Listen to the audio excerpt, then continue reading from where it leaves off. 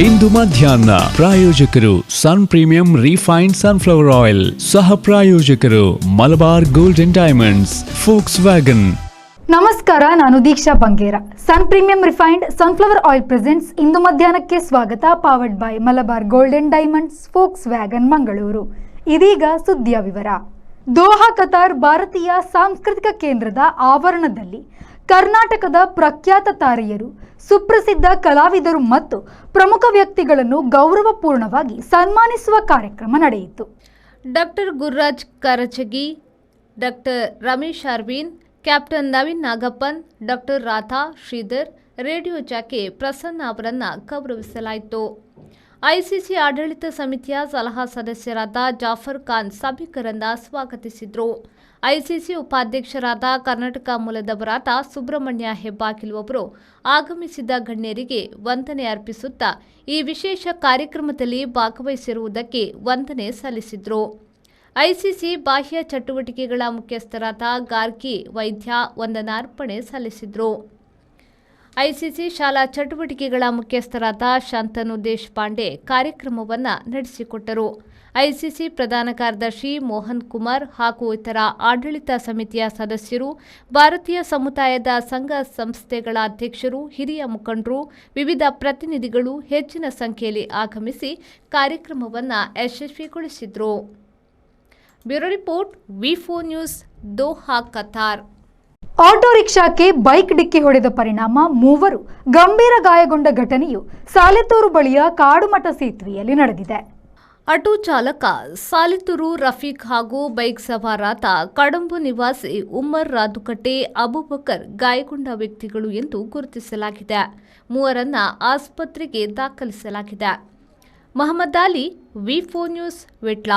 ಜಾನಪದ ಕ್ರೀಡೆ ಕಂಬಳ ನಮ್ಮ ಹೆಮ್ಮೆಯ ಕ್ರೀಡೆ. ಇಲ್ಲಿ ತೀರ್ಪುಗಾರರು ಪಾರದರ್ಶಕವಾಗಿ ಕೆಲಸ ಮಾಡಬೇಕು. ಈ ನಿಟ್ಟಿನಲ್ಲಿ ಅವರು ನೀಡುವ ತೀರ್ಪು ಅಂತಿಮ ತೀರ್ಪು ಆಗಿರುತ್ತದೆ ಎಂದು ಜಿಲ್ಲಾ ಕಂಬಳ ಸಮಿತಿಯ ಸಭೆಯಲ್ಲಿ ನಿರ್ಣಯಿಸಲಾಗಿದೆ. ಜಿಲ್ಲಾ ಕಂಬಳ ಸಮಿತಿ ಅಧ್ಯಕ್ಷ ಬೆಳಪು ದೇವಪ್ರಸಾದ್ ಶೆಟ್ಟಿಯವರ ಅಧ್ಯಕ್ಷತೆಯಲ್ಲಿ ಒಂಟಿಕಟ್ಟಿಯ ಸೃಷ್ಟಿ ಗಾರ್ಡನ್ನಲ್ಲಿ ನಡೆದ ಸಭೆಯಲ್ಲಿ ತೀರ್ಮಾನಿಸಲಾಯಿತು. ಈ ಬಗ್ಗೆ ಮಾತನಾಡಿದ ದೇವಿಪ್ರಸಾದ್ ಶೆಟ್ಟಿಯವರು, ತೀರ್ಪುಗಾರರು ನೀಡುವ ತೀರ್ಪಿನ ಬಗ್ಗೆ ಕಂಬಳ ಆಯೋಜಕರು, ಕೋಣಗಳ ಯಜಮಾನರುಗಳು ಯಾರೂ ಪ್ರಶ್ನಿಸುವಂತಿಲ್ಲ. ನೀಡಿರುವ ತೀರ್ಪಿನ ಬಗ್ಗೆ ಅಸಮಾಧಾನವಿದ್ದರೆ ಅದನ್ನು ಕಂಬಳ ಸಮಿತಿಯ ಗಮನಕ್ಕೆ ತಿಳಿಸಿದರು. ಕಂಬಳಕ್ಕೆ ರಾಜ್ಯ ಸರ್ಕಾರವು ಮಾನ್ಯತೆ ನೀಡಿದೆ. ಅದರಂತೆ ಕೇಂದ್ರ ಸರ್ಕಾರದಲ್ಲೂ ಮಾನ್ಯತೆ ಸಿಗಬೇಕಾಗಿದೆ. ಅದಕ್ಕಾಗಿ ಕಂಬಳ ಸಮಿತಿಯಿಂದ ಅರ್ಜಿ ಸಲ್ಲಿಸಲಾಗಿದೆ. ಕಳೆದ ಕಂಬಳ ಋತುವಿನಲ್ಲಿ ರಾಜ್ಯ ಸರ್ಕಾರ ಕಂಬಳಕ್ಕೆ ಅನುದಾನ ನೀಡಿಲ್ಲ. ಆದ್ದರಿಂದ ಈ ಬಾರಿ ನಡೆಯುವ ಬಜೆಟ್ ಮಂಡನೆಯ ಸಂದರ್ಭದಲ್ಲಿ ಅನುದಾನ ಮೀಸಲಿಡುವಂತೆ ಜಿಲ್ಲೆಯ ಶಾಸಕರುಗಳು ಆಗ್ರಹಿಸಬೇಕೆಂದು ಮಂಜುನಾಥ್ ಭಂಡಾರಿ, ಸುನಿಲ್ ಕುಮಾರ್ ಸಹಿತ ಇತರರ ಬಳಿ ಪ್ರತ್ಯೇಕವಾಗಿ ಮನವಿ ಸಲ್ಲಿಸಲಾಗಿದೆ ಎಂದು ಹೇಳಿದರು. ಅಂತಾರಾಷ್ಟ್ರೀಯ ಮನ್ನಣೆ ಇದು ಕಂಬಳ ಮನ್ನಣೆ ಅಂತಾರಾಷ್ಟ್ರೀಯ ರಾಷ್ಟ್ರೀಯ ಮನ್ನಣೆ ಆಲ್ರೆಡಿ ತೆಗೆದು ಭಾರತ ಸರ್ಕಾರದ ಮನ್ನಣೆ ತಿಕ್ಕಾಗ ಎಗ್ಗಲು ಅರ್ಜಿ ಮಾಡ್ಕೊಳ್ಳೋದು, ಭಾರತ ಸರ್ಕಾರದ ಮಾನ್ಯತೆ ತಿಕ್ಕೋದು, ರಾಜ್ಯ ಸರ್ಕಾರದ ಮಾನ್ಯತೆ ತಿಕ್ಕೋದು, ವೇದಕ ಕೇಂದ್ರ ಸರ್ಕಾರದ ಮಾನ್ಯತೆ ಮೂಲ ರೀತಿಯ ಪ್ರಯತ್ನ ಆಗುತ್ತೆ. ಈ ಸರಿ ಭೂಸಲು ಅನುದಾನ ತೆಗೆದು ಈ ಸರಿ ಬಜೆಟ್ಗೆ ಅನುದಾನ ಗೊತ್ತುಪಡಿಸೋದು, ಸಂಪೂರ್ಣ ಮಾಹಿತಿ ಕೊಡೋದು, ಇತರ ಇತರ ಫೋನ್ ಮಾಡ್ತೀವಿ ಹುಡುಕಿದ್ದಾರೆ ಎಗ್ಗಲು ನಾನು ಲಿಸ್ಟ್ ಮಾಡಬಹುದು. ಗೌರ್ಮೆಂಟ್ ಕೇಂದ್ರದಲ್ಲಿ ಎನರ್ಜಿ ನಮ್ಮ ಅಧಿವೇಶನ ಪ್ರಾರಂಭ, ಆ ಅಧಿವೇಶನವೇ ನಮ್ಮ ಮಂಜುನಾಥ್ ಭಂಡಾರಿ, ಸುನಿಲ್ ಕುಮಾರ್ ಯಾವುದೇ ರಾಜ್ಯದಲ್ಲಿ ಕಂಬಳ ಸಮಿತಿಯ ಪರವಾಗಿ ಪ್ರತ್ಯೇಕವಾಗಿ ರಿಜಿಸ್ಟ್ರ್ ಪೋಸ್ಟ್ ಮಾಡಿದೆ. ಈಗಲೂ ಕಂಬಳ ಸಮಿತಿ ವ್ಯವಸ್ಥಾಪಕರು ನಮ್ಮ ಬಾರಿ ಬಂಗೋರು ಕಂಬಳ ಮಾಡ್ತಾರೆ. ಈ ಕಂಬಳವು ಸರ್ಕಾರಗಳು ಅನುದಾನ ಇಟ್ಕೊಳ್ಳಬೇಕು ಮಾತ್ರ ಒಗ್ಗಟ್ಟಾದ ಮಾತರು ಅವಲ್ಲಿ ಮಾತ ಕಂಬಳದಲ್ಲಿ ಪಡೆದು ಆವತ್ತು ಎರಡು ಸಂಸದರ ಕೇಳಿ ಒಂದು ಎರಡು ಜಿಲ್ಲೆಯ ಶಾಸಕರನ್ನ ಕೇಳಿ ವೈಯಕ್ತಿಕ ಮಾತ್ರ ಕರೆಕ್ಟ್ ದ್ವೇಷ ಇತ್ತು ಮಾತ್ರ ಸೇರಿದು ನಮ್ಮ ಈ ಕಂಬಳವನ್ನು ಯಶಸ್ವಿ ಮಾಡ್ಕೊಂಡು ಕಿರುಕುಲದ ಕಂಬಳದ ವಿಚಾರ ಎಲ್ಲ ಕಿರುಕುಲದ ಕಂಬಳ ಪೂರ ಕಾರ್ಯಕ್ರಮ ಸಂಪೂರ್ಣ ಆದ ಪುರಾಣ ನೀತಿ ಸಂಹಿತೆ ಬಿಡಬಹುದು. ಆಯ್ತು ಮತ್ತೊಂದು ಪೇಟೆಗಳು ಈ ಪ್ರಾಣಿದಯ ಸಂಘದ ಬೋರ್ಡ್ ಹೋಗ್ತಾರೆ. ಇಲ್ಲಿ ತಜ್ಞ ಸಮಿತಿಯವರು ಬೈಕ್ ಕಿರುಕುಲಕ್ಕೆ ಭೇಟಿ ಕೊಡ್ತಾರೆ. ಮೋದಿ ಡಿಸಿಗೆ ತಜ್ಞರ ಸಮಿತಿ ಮಾಡ್ತಾರೆ. ಅದರಿಂದ ಭೇಟಿ ಕೊಡ್ತಾರೆ. ಅದು ಹೊರಗೆ ಕೋರ್ಟ್ಗೂ ಹೊರಗಡೆ ನಾವು ಹೊರಗಡೆ ಅಂತ ಕಿರುಕುಲದ జయప్రకాష్ భండారులు అది రెగ్యులర్ వైಯಕ್ತಿಕವಾಗಿ ಕೋಡೆ ಪಾತ್ರತೆ ದಯಮಾಡಿ ಕಂಬಳದು ಒವೇರಿ ಸಮಸ್ಯೆ ಆಗಬಲ್ಲಿ ಕಂಬಳ ನಮ್ಮ ಊಟ ಕಂಬಳ ಅಂಚದ ಕಂಬಳ ಕೊರ್ಲುಡ ಬಿರುಕುಳದ ಕಂಬಳ ಜಾಗ ಆಗಬೇಕಂದ್ರೆ ಸರ್ಕಾರದ ಕಂಬಳ ಆ ಸರ್ಕಾರದ ಮುದ್ರೆ ನಮಗೆ ಕೊಡಬೇಕಾಗುತ್ತೆ ಬೆಟ್ಟದಾದ ಅಂಚದ ಆ ಕಂಬಳ ಮಸ್ತ್ ಕಂಬಳ ಆಗುತ್ತೆ ಅಂಚದ ಆ ಕಂಬಳ ಅಲ್ಪ ಜೂಪುರ ಆಯಿತು ಸಂಬಂಧದಲ್ಲಿ ಕೊಟ್ಟು ನಮ್ಮ ఆయన ಐದು ಹೋರಾಟ ಮಾಡ್ಕೊಂಡಿಲ್ಲ ಕಂಬಳ ಖಂಡಿತವಾಗಿ ಜಿಲ್ಲಾಧಿಕಾರಿಲ್ಲ ಎಡ್ಡೆ ರೀತಿಯಲ್ಲಿ ಸಹಕಾರ ಮಾಡ್ಕೊಂಡಿದೆ ಇದು ಅಂತ ಪ್ರಾಧಿಕಾರದಲ್ಲೂ ಎಡ್ಡೆ ರೀತಿ ಸಹಕಾರ ಮಾಡ್ಕೊಂಡಿದೆ ಕರೆಕ್ಟ್ ಬೇರೆ ಸಂಪೂರ್ಣ ರೆಡಿಯಾಗಿ ಮುಂದೆ ಸಮಯದ ಒಂದು ವಿಚಾರ ಶಿಸ್ತುಬದ್ಧವಾಗಿ ಮಾಡ್ಕೊಂಡು ತೀರ್ಮಾನ ಮಾಡ್ತಾರೆ ಅವು ಭಾರಿ ಯಶಸ್ವಿ ಆಗ್ತದೆ ಅದಕ್ಕೆ ಮಾತಿನಲ್ಲಿ ಅಭಿನಂದನೆಯನ್ನು ಸಲ್ಲಿಸಾರು ಇದು 5 ದಿನದಿಂದ ಎಂತ ಕೂಡ ವಿಚಾರ ಇರ್ತದ ಅವಿನ ಭಾರಿ ಸೌಹಾರ್ದವಾದ ಪರಿಹಾರ ಇದು ಅಂಪೇರ್ನ ನಮ್ಮ ತೀರ್ಪುಗಾರನಾಗಲಿಗೆ ಆ ಸಂಪೂರ್ಣವಾದ ದಿನ ಅಧಿಕಾರವನ್ನು ಕೊಡ್ತಾರೆ ತೀರ್ಪುಗಾರನ ತೀರ್ಪೇ ಅಂತಿಮ ಇದು ಥರ್ಡ್ ಅಂಪೇರ್ ಉಳ್ಳೇರಿ ನಮ್ಮ ರತ್ನಾಕರ್ ಉಳ್ಳೇರಿ ಒಂದು ತೀರ್ಪುಗಾರದಾಗ ಐದು ಮಂದಿ ಕರೆಕ್ಟ್ ಒಂದು ತೂದು ತೀರ್ಮಾನ ವರ್ಪಲ ವಿವಾದ ಆಗೋದಿಲ್ಲ ಅವೇನು ಎಚ್ಚರ ವಹಿಸುವುದು ತೀರ್ಪು ಮಾಡ್ಕೊಂಡು ಪುನರಾವರ್ತಿತ ಮನವಿ ಮಾಡಿಕೊಂಡು ವಿಶೇಷ ಆಗಲಿಕ್ಕೆ ಅಧಿಕಾರ ಕೊಡ್ತಾರೆ ತೀರ್ಪುಗಾರನ ಕಂಬಳೋಡು ತೀರ್ಪುಗಾರ ಮಕ್ಕಳು ಪಾರದರ್ಶಕವಾದ ಕೆಲಸ ಮಾಡ್ಬೋದು ಒಂದು రెండవది అగులు కొర్పినంచిన తీర్పు అది అంతిమమైన తీర్పు అవి ఎర్ల ఏది యజమానులాడి అల్ప భేదకులాడి ప్రశ్న మల్పనంచిన అవకాశం ఇస్తున్నారు అలాంటి ಅವನ ಬೇತದಾಲ ದೂರ ಇದ್ದ ಮೇಲ್ಮನವಿ ಇದ್ದ ಕಂಬಳ ಸಮಿತಿಗೆ ಜರಪವರು ಹೆಚ್ಚಿನ ನಮ್ಮ ಎಂದನ್ನ ಆ ಕೆಲಸವನ್ನು ಜಾಯಗೋಸ್ಕರ ನಮ್ಮ ಕಂಬಳ ಪೊರ್ಲಗಟ್ಟಿಡಾವ ಕಂಬಳಕ್ಕೆ ಒಲ್ಪಲ ಬಾಧಕ ಅವರ ಬಗ್ಗೆ ಪಟ್ಟಿನ ಉದ್ದೇಶ ಇಂದಿನ ಏನಿಲ್ಲ ತೀರ್ಪುಗಾರನೆಲ್ಲ ನಡೆದಿದ್ದ ಕುಳ್ಳು ರತ್ನಾಕರೆಲ್ಲ ನಡೆದಿದ್ದ ಕುಳ್ಳು ಯಜಮಾನಲ್ಲ ನಡೆದಿದ್ದ ಕುಳ್ಳು ಅವು ಅವರ ಬಲ್ಲಿ ನಮ್ಮ ಒಂದು ಕಂಬಳ ಅಭಿಮಾನಿಗಳು ಲಕ್ಷಾಂತರ ಅಭಿಮಾನಿಗಳು ಕಂಬಳ ಈ ಸಂದರ್ಭದಲ್ಲಿ ಸಮಿತಿಯ ಕಾರ್ಯದರ್ಶಿ ಲೋಕೇಶ್ ಶೆಟ್ಟಿ ಮುಚ್ಚೂರು, ಗೌರವಾಧ್ಯಕ್ಷ ರೋಹಿತ್ ಹೆಗ್ಡೆ ಯರ್ಮಾಳ್, ಕಾರ್ಯಾಧ್ಯಕ್ಷ ಕೆ ಗುಣಪಾಲ್ ಕಡಂಬ, ಉಪಾಧ್ಯಕ್ಷರಾದ ರಶ್ಮಿತ್ ಶೆಟ್ಟಿ, ಉದಯ್ ಕೋಟ್ಯಾನ್, ಕೋಶಾಧಿಕಾರಿ ಎರಿಮರ್ ಚಂದ್ರಹಾಸ್ ಅನಿಲ್, ತೀರ್ಪುಗಾರರಾದ ಸಂಚಾಲಕ ವಿಜಯಕುಮಾರ್ ಕಂಕಿನಮನೆ, ಪ್ರಧಾನ ತೀರ್ಪುಗಾರ ರಾಜೀವ್ ಶೆಟ್ಟಿ ಎಡ್ತೂರು, ಕೋಣಗಳ ಯಜಮಾನರುಗಳಾದ ನಂದಳಿಕೆ ಶ್ರೀಕಾಂತ್ ಭಟ್, ದಿವಾಕರ್ ಶೆಟ್ಟಿಮಾಳ, ಎರಿಮರ್ ಗೋಪಾಲಕೃಷ್ಣ ಭಟ್ ಚರ್ಚೆಯಲ್ಲಿ ಪಾಲ್ಗೊಂಡಿದ್ದರು. ಪ್ರೇಮಶ್ರೀ, ವಿ4 ನ್ಯೂಸ್, ಮೂಡುಬಿದ್ರೆ. ಸರಕಾರಿ ಪ್ರೌಢಶಾಲೆ ಉದ್ಯಾವರಗುಡ್ಡೆ ಶಾಲೆಗೆ ನುಗ್ಗಿದ ಕಳ್ಳರು ಕಪಾಟಿನೊಳಗಿರಿಸಲಾಗಿದ್ದ 14,000 ರೂಪಾಯಿ ನಗದನ್ನು ಕಳವುಗೈದು ಪರಾರಿಯಾಗಿದ್ದಾರೆ. ಬೆಳಿಗ್ಗೆ ಸಿಬ್ಬಂದಿ ಶಾಲೆಗೆ ಆಗಮಿಸಿದಾಗ ಶಾಲಾ ಕಚೇರಿಯ ಮುಂಭಾಗದ ಬಾಗಿಲು ಮುರಿದ ಸ್ಥಿತಿಯಲ್ಲಿ ಪತ್ತೆಯಾಗಿದೆ. ಒಳಹೋಗಿ ನೋಡಿದಾಗ ಕಚೇರಿಯಲ್ಲಿ ವಿದ್ಯಾರ್ಥಿಗಳಿಗೆ ಪಠ್ಯಪುಸ್ತಕ ಖರೀದಿಸಲೆಂದು ತೆಗೆದಿರಿಸಲಾಗಿದ್ದ 14,000 ರೂಪಾಯಿ ಕಳವುಗೆದ್ದಿದ್ದಾರೆ. ಇದರ ಸಮೀಪದ ಸಿರಾಜುಲ್ ಹುದಾ ಶಾಲೆಗೆ ನುಗ್ಗಿದ ಕಳ್ಳರು ಅಲ್ಲಿಂದ 1,500 ರೂಪಾಯಿ ಕಳವುಗೆದ್ದಿದ್ದಾರೆ. ಸಿರಾಜುಲ್ ಹುದಾ ಶಾಲೆಯ ಪಕ್ಕದಿಂದ ಕಳ್ಳನೆಂದು ಶಂಕಿಸಲಾಗುತ್ತಿರುವ ಅಪರಿಚಿತ ವ್ಯಕ್ತಿ ಹಾದು ಹೋಗುತ್ತಿರುವ ದೃಶ್ಯ ಸಿಸಿಟಿವಿಯಲ್ಲಿ ಸೆರೆಯಾಗಿದೆ. ಶಾಲಾ ಮುಖ್ಯೋಪಾಧ್ಯಾಯ ನಾರಾಯಣ್ ಡಿ ನೀಡಿದ ದೂರಿನಂತೆ ಮಂಜೇಶ್ವರ ಪೊಲೀಸರು ಆಗಮಿಸಿ ಮಾಹಿತಿಯನ್ನ ಕಲೆ ಹಾಕುತ್ತಿದ್ದಾರೆ. ഗവൺമെൻറ് ഹൈസ്കൂൾ ഉദ്യാവരം നമ്മുടെ സ്കൂളിൽ ഇന്നലെ രാവിലെ ഏകദേശം 8:10 നമ്മുടെ ഓഫീസ് സ്റ്റാഫ് തുറക്കാൻ വേണ്ടി വരുമ്പോൾ നമ്മുടെ ഓഫീസിൻ്റെ അടുത്തുള്ള സ്റ്റാഫ് റൂമിൽ കള്ളൻ കയറിയതായിട്ട് അവർ അറിഞ്ഞു. സ്റ്റാഫ് റൂമിൻ്റെ പൂട്ട് തുറക്കുകയും അതിൻ്റെ അകത്ത് കയറിയ കള്ളന് കപ്പാട്ടും 2-3 കപ്പാട്ട് പൊളിച്ച് തകർക്കുകയും അതിലൊന്നും കിട്ടാത്തതിന് ശേഷം എല്ലാ ഡ്രവറുകൾ പൊളിച്ച് തകർക്കുകയും അതിൽ ഒരു ഡ്രവറിൽ നമ്മുടെ കോപ്പറേറ്റീവ് ബുക്സിൻ്റെ ചാർജുള്ള സാറ് വെച്ചിരുന്ന ഏകദേശം ഒരു 14,000 രൂപ പണം തട്ടിക്കൊണ്ടു പോവുകയും തൊട്ടടുത്തുള്ള ക്ലാസ് മുറിയിലേക്ക് കയറി അവിടെ വലിയ നാശനഷ്ടങ്ങളൊന്നും ഉണ്ടാക്കിയില്ലെങ്കിലും നമ്മൾ ഈ കപ്പാട്ടുകളും ബാക്കിയുള്ള സ്കൂള് റെക്കോർഡുകൾ തകർക്കുകയും ചെയ്ത് ഒരുപാട് നാശനഷ്ടങ്ങൾ ഉണ്ടാക്കിയ ഈ കുറ്റകൃത്യത്തിനെതിരെ പോലീസ് വേണ്ട നടപടിക്രമങ്ങൾ എടുക്കുകയും ഡിപ്പാർട്ട്മെൻറ്റിൻ്റെ ഭാഗത്ത് വേണ്ട നടപടിക്രമങ്ങളും എടുക്കണമെന്ന് നമ്മുടെ സ്കൂളിൻ്റെ ഭാഗത്ത് ഉള്ള അഭ്യർത്ഥനയാണ്. ರೆಹಮಾನ್ ಉದ್ಯಾವರ ವಿ4 ನ್ಯೂಸ್ ಮಂಜೇಶ್ವರ. ಕಾಫಿ ಮತ್ತು ಚಾ ಇಲ್ಲದೆ ಲೋಕದ ಬಹುತೇಕರಿಗೆ ಬೆಳಗಾಗುವುದಿಲ್ಲ. ಜಾಗತಿಕವಾಗಿ ಕಾಫಿಯ ತುಡಿತ ಒಂದು ಕೈ ಮೇಲು. ನಿಮ್ಮ ಕಾಫಿಯಲ್ಲಿ ಕಾಫಿ ಇದೆಯೇ? ಈ ಪ್ರಶ್ನೆಗೆ ಇದೆ ಎಂದು ಉತ್ತರಿಸಿದ್ರೆ ಅದು ಬಹುಪಾಲು ತಪ್ಪು. ಕಾಫಿಯು ಅರೇಬಿಯಾ ಮೂಲದ್ದು. ಬಾಬಾ ಬುಡಾನ್ರಿಂದ ಚಿಕ್ಕಮಗಳೂರು ಜಿಲ್ಲೆಯ ಬಾಬಾ ಬುಡಾನ್ಗಿರಿಗೆ ಬಂತು. ನಮ್ಮ ಕಾಫಿಯಲ್ಲಿ 65% ಚಿಕ್ಕೂರಿಯೇ ಇರುತ್ತದೆ. ಇದು ಗಜ್ಜರಿ ಮಾದರಿಯ ಗಡ್ಡೆ.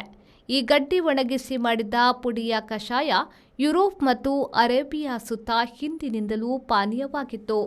ಚಿಕೋರಿ ಎಲೆಯನ್ನು ಸಹ ಬಳಸುತ್ತಾರಲ್ಲದೆ ಅದು ಯುನಾನಿ ಪದ್ಧತಿಯಲ್ಲಿ ಮದ್ದಾಗಿ ಬಳಕೆಯಲ್ಲಿದೆ. ಎರಡನೆಯ ಮಹಾಯುದ್ಧದ ಬಳಿಕ ಕಾಫಿ ಸಿಗುವುದು ಕಷ್ಟವಾದುದರಿಂದ ಫ್ರೆಂಚರು ಚಿಕೋರಿಯನ್ನು ಸಮ ಪ್ರಮಾಣದಲ್ಲಿ ಬೆರೆಸಿ ಹೊಸ ಕಾಫಿ ಮಾಡಿದ್ರು. ಅದು ಮುಂದೆ ಪೂರ್ಣ ಕಾಫಿಗಿಂತ ಹೆಚ್ಚು ಪ್ರಸಿದ್ಧವಾಯಿತು. ನಿಮ್ಮ ಕಾಫಿಯಲ್ಲಿ ಕಾಫಿಯೂ ಇದೆ ಎಂಬುದು ಮಾತ್ರ ಸತ್ಯ. 2023 ಬಿರಿಯಾನಿ ಸಮೀಕ್ಷೆಯಂತೆ ಭಾರತದಲ್ಲಿ ಪಡೆದ ಒಟ್ಟು ಬಿರಿಯಾನಿಗಳಲ್ಲಿ 5ರಲ್ಲಿ 1 ಹೈದರಾಬಾದ್ ಬಿರಿಯಾನಿಯಾಗಿದೆ.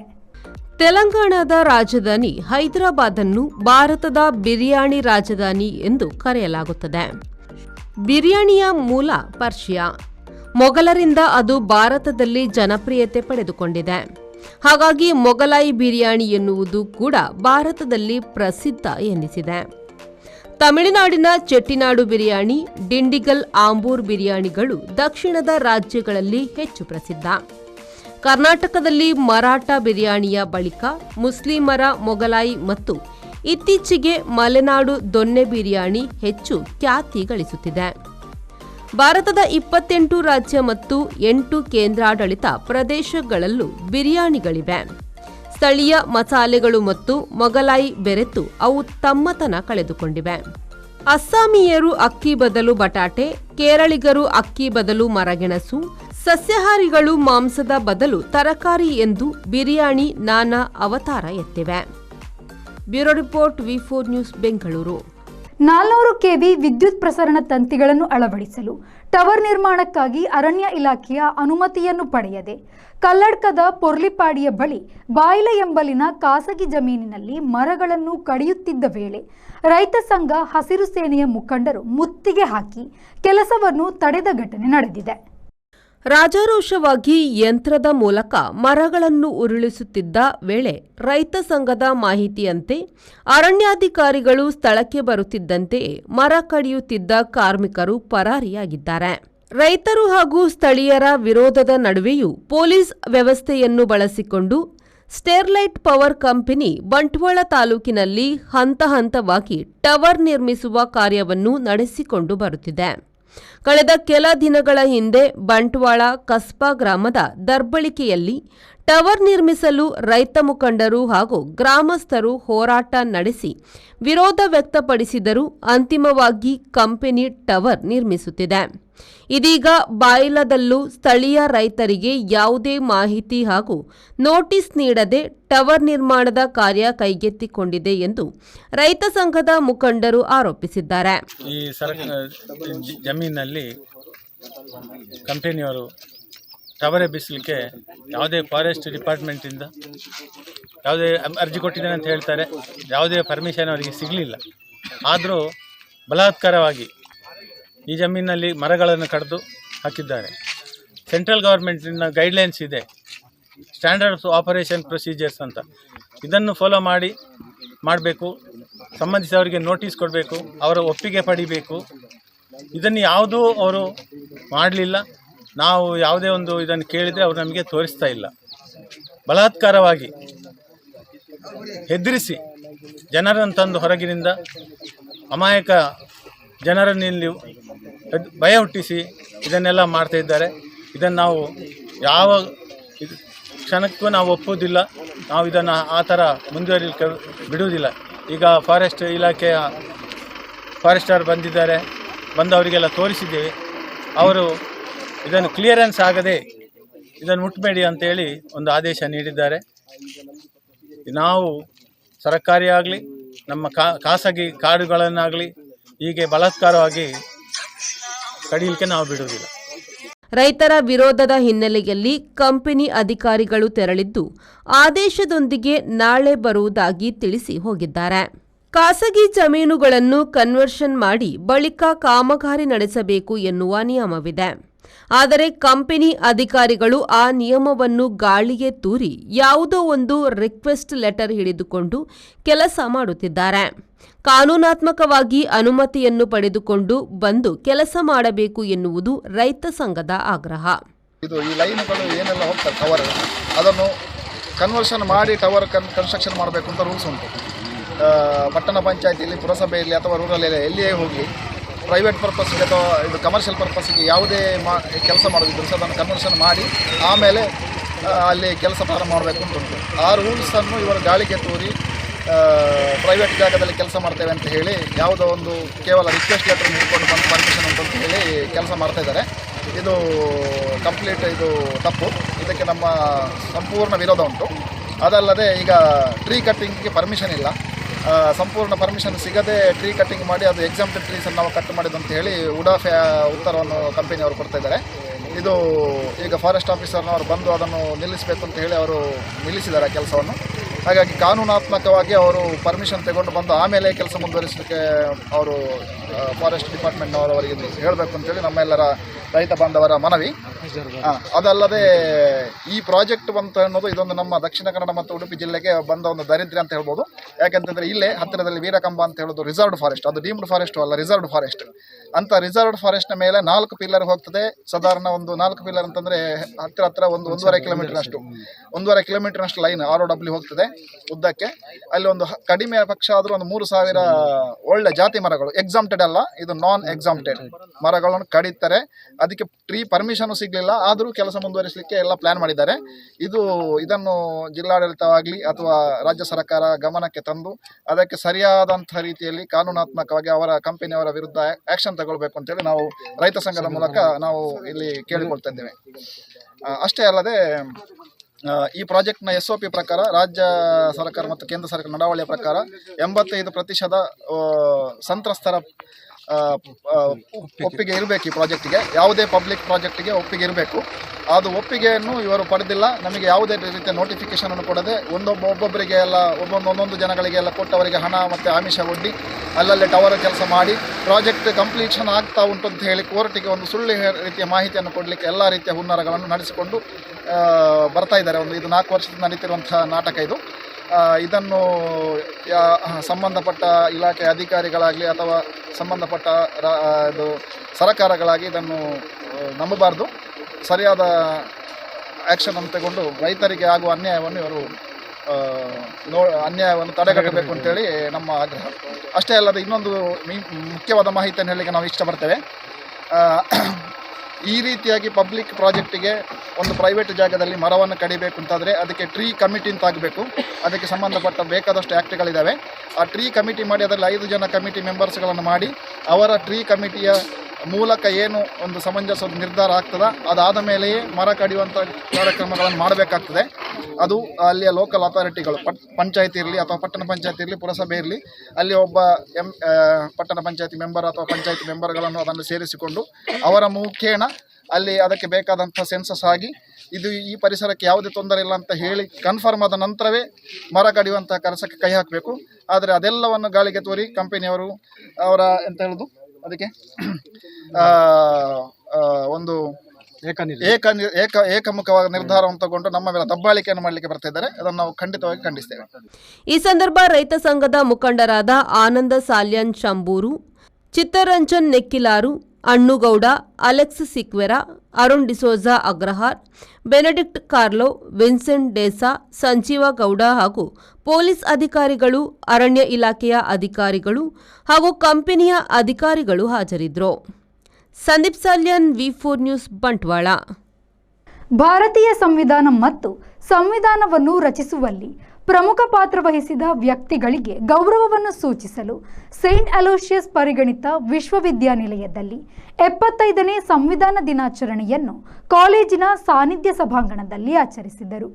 ಅಲೋಷಿಯಸ್ ವಿಶ್ವವಿದ್ಯಾಲಯದ ಆರ್ಟ್ಸ್ ಮತ್ತು ಹ್ಯುಮ್ಯಾನಿಟೀಸ್ ವಿಭಾಗದ ಡೀನ್ ಡಾಕ್ಟರ್ ರೋಸ್ ವೀರಾ ಡಿಸೋಜಾ ಮುಖ್ಯ ಅತಿಥಿಗಳಾಗಿ ಭಾಗವಹಿಸಿ ಮಾತನಾಡಿ, ವಸಾಹತುಶಾಹಿ ಶಕ್ತಿಗಳು ಸಾಮಾಜಿಕ ಕ್ರಾಂತಿಯ ನಿಯಮಗಳು ಮತ್ತು ಸಾಂವಿಧಾನಿಕ ಪರಿಹಾರಗಳನ್ನು ಒಳಗೊಂಡಿರುವ ಮಹತ್ವದ ಮೌಲ್ಯಗಳಾದ 3 ಗುರಿಗಳೊಂದಿಗೆ ಪರಿಚಯಿಸಿದ ಭಾರತದ ಸಂವಿಧಾನದ ಬಗ್ಗೆ ಮಾತನಾಡಿದರು. ಈ ಸಂದರ್ಭದಲ್ಲಿ ಕಾರ್ಯಕ್ರಮದ ಅಧ್ಯಕ್ಷತೆಯನ್ನು ವಿಶ್ವವಿದ್ಯಾನಿಲಯದ ಕುಲಪತಿ ವಂದನೀಯ ಡಾಕ್ಟರ್ ಪ್ರವೀಣ್ ಮಾರ್ಟಿಸ್ ಎಸ್ಜೆ ವಹಿಸಿದರು. ಕಾರ್ಯಕ್ರಮದಲ್ಲಿ ಉಪಕುಲಪತಿ ವಂದನೀಯ doctor Melvin D'Cunha SJ, ಕುಲಸಚಿವರುಗಳಾದ ಡಾಕ್ಟರ್ ಆಲ್ವಿನ್ ಡೇಸಾ ಮತ್ತು ಡಾಕ್ಟರ್ ರೊನಾಲ್ಡ್ ನಜರತ್, ವಿವಿಧ ಬ್ಲಾಕ್ನ ನಿರ್ದೇಶಕರು, ಡೀನ್ಗಳು, ಬೋಧಕ ಮತ್ತು ಬೋಧಕೇತರ ಸಿಬ್ಬಂದಿಗಳು ಕಾರ್ಯಕ್ರಮದಲ್ಲಿ ಉಪಸ್ಥಿತರಿದ್ದರು.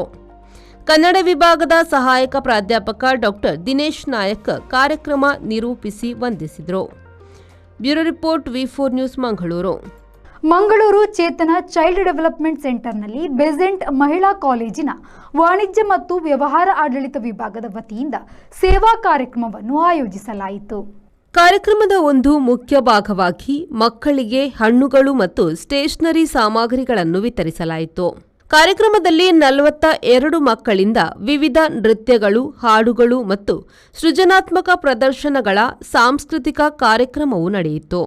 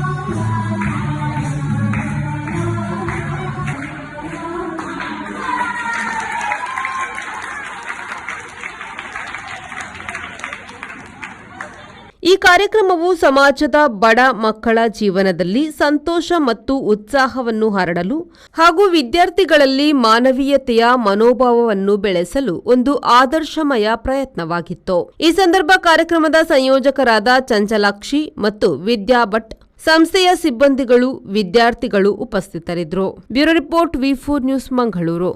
ಇದು ಈ ಹೊತ್ತಿನ ಪ್ರಮುಖ ಸುದ್ದಿ. ನಿರಂತರ ಸುದ್ದಿ ಮತ್ತು ಮನೋರಂಜನೆಗಾಗಿ ವಿ4 ನ್ಯೂಸ್ನ ಫೇಸ್ಬುಕ್ ಪೇಜ್ನ ಫಾಲೋ ಮಾಡಿ ಹಾಗೂ ಯೂಟ್ಯೂಬ್ ಚಾನೆಲ್ನ ಸಬ್ಸ್ಕ್ರೈಬ್ ಮಾಡಿ.